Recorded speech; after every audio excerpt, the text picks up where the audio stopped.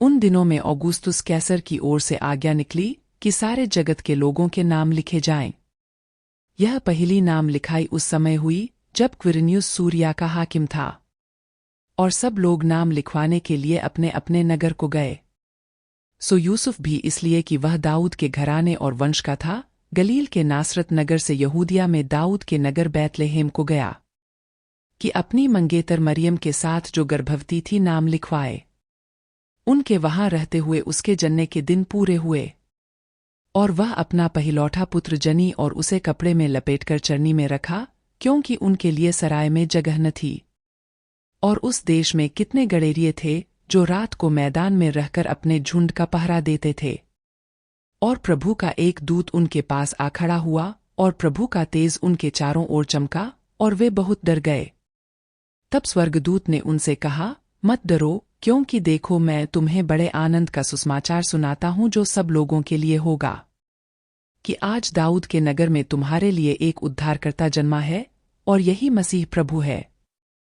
और इसका तुम्हारे लिए यह पता है कि तुम एक बालक को कपड़े में लिपटा हुआ और चरनी में पड़ा पाओगे। तब एकाएक उस स्वर्गदूत के साथ स्वर्गदूतों का दल परमेश्वर की स्तुति करते हुए और यह कहते दिखाई दिया कि आकाश में परमेश्वर की महिमा और पृथ्वी पर उन मनुष्यों में जिनसे वह प्रसन्न है शांति हो। जब स्वर्गदूत उनके पास से स्वर्ग को चले गए तो गड़ेरियों ने आपस में कहा, आओ हम बैतलहम जाकर यह बात जो हुई है और जिसे प्रभु ने हमें बताया है देखें। और उन्होंने तुरंत जाकर मरियम और यूसुफ को और चरनी में उस बालक को पड़ा देखा। इन्हें देखकर उन्होंने वह बात जो इस बालक के विषय में उनसे कही गई थी प्रकट की, और सब सुनने वालों ने उन बातों से जो गड़ेरियों ने उनसे कहीं आश्चर्य किया। परंतु मरियम ये सब बातें अपने मन में रखकर सोचती रही, और गड़ेरिये जैसा उनसे कहा गया था वैसा ही सब सुनकर और देखकर परमेश्वर की महिमा और स्तुति करते हुए लौट गए। जब 8 दिन पूरे हुए और उसके खतने का समय आया तो उसका नाम यीशु रखा गया, जो स्वर्गदूत ने उसके पेट में आने से पहले कहा था। और जब मूसा की व्यवस्था के अनुसार उनके शुद्ध होने के दिन पूरे हुए तो वे उसे यरूशलेम में ले गए कि प्रभु के सामने लाएं, जैसा कि प्रभु की व्यवस्था में लिखा है कि हर एक पहिलौठा प्रभु के लिए पवित्र ठहरेगा। और प्रभु की व्यवस्था के वचन के अनुसार पंडुकों का एक जोड़ा या कबूतर के 2 बच्चे लाकर बलिदान करें। और देखो, यरूशलेम में शमौन नाम एक मनुष्य था, और वह मनुष्य धर्मी और भक्त था, और इस्राएल की शांति की बाट जोह रहा था, और पवित्र आत्मा उस पर था। और पवित्र आत्मा से उसको चेतावनी हुई थी कि जब तक तू प्रभु के मसीह को देखने लेगा तब तक मृत्यु को न देखेगा। और वह आत्मा के सिखाने से मंदिर में आया, और जब माता पिता उस बालक यीशु को भीतर लाए कि उसके लिए व्यवस्था की रीति के अनुसार करें, तो उसने उसे अपनी गोद में लिया और परमेश्वर का धन्यवाद करके कहा, हे स्वामी, अब तू अपने दास को अपने वचन के अनुसार शांति से विदा करता है, क्योंकि मेरी आंखों ने तेरे उद्धार को देख लिया है, जिसे तूने सब देशों के लोगों के सामने तैयार किया है, कि वह अन्य जातियों को प्रकाश देने के लिए ज्योति और तेरे निज लोग इस्राएल की महिमा हो। और उसका पिता और उसकी माता इन बातों से जो उसके विषय में कही जाती थीं आश्चर्य करते थे।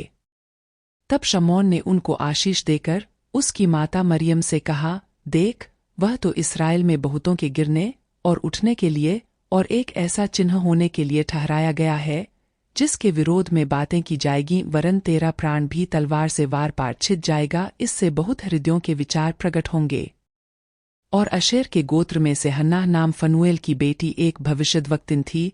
वह बहुत बूढ़ी थी और ब्याह होने के बाद 7 वर्ष अपने पति के साथ रह पाई थी। वह 84 वर्ष से विधवा थी और मंदिर को नहीं छोड़ती थी, पर उपवास और प्रार्थना कर करके रात दिन उपासना किया करती थी। और वह उस घड़ी वहां आकर प्रभु का धन्यवाद करने लगी और उन सबों से जो यरूशलेम के छुटकारे की बाट जोहते थे उसके विषय में बातें करने लगी। और जब वे प्रभु की व्यवस्था के अनुसार सब कुछ निपटा चुके तो गलील में अपने नगर नासरत को फिर चले गए। और बालक बढ़ता और बलवंत होता और बुद्धि से परिपूर्ण होता गया और परमेश्वर का अनुग्रह उस पर था। उसके माता पिता प्रतिवर्ष फसह के पर्व में यरूशलेम को जाया करते थे। जब वह 12 वर्ष का हुआ तो वे पर्व की रीति के अनुसार यरूशलेम को गए। और जब वे उन दिनों को पूरा करके लौटने लगे तो वह लड़का यीशु यरूशलेम में रह गया और यह उसके माता पिता नहीं जानते थे। वे यह समझकर कि वह और यात्रियों के साथ होगा, एक दिन का पड़ाव निकल गए और उसे अपने कुटुंबियों और जान पहचानों में ढूंढने लगे। पर जब नहीं मिला तो ढूंढते ढूंढते यरूशलेम को फिर लौट गए। और 3 दिन के बाद उन्होंने उसे मंदिर में उपदेशकों के बीच में बैठे उनकी सुनते और उनसे प्रश्न करते हुए पाया। और जितने उसकी सुन रहे थे वे सब उसकी समझ और उसके उत्तरों से चकित थे। तब वे उसे देखकर चकित हुए और उसकी माता ने उससे कहा, हे पुत्र, तूने हमसे क्यों ऐसा व्यवहार किया? देख, तेरा पिता और मैं कुढ़ते हुए तुझे ढूंढते थे। उसने उनसे कहा, तुम मुझे क्यों ढूंढते थे? क्या नहीं जानते थे कि मुझे अपने पिता के भवन में होना अवश्य है? परंतु जो बात उसने उनसे कही उन्होंने उसे नहीं समझा।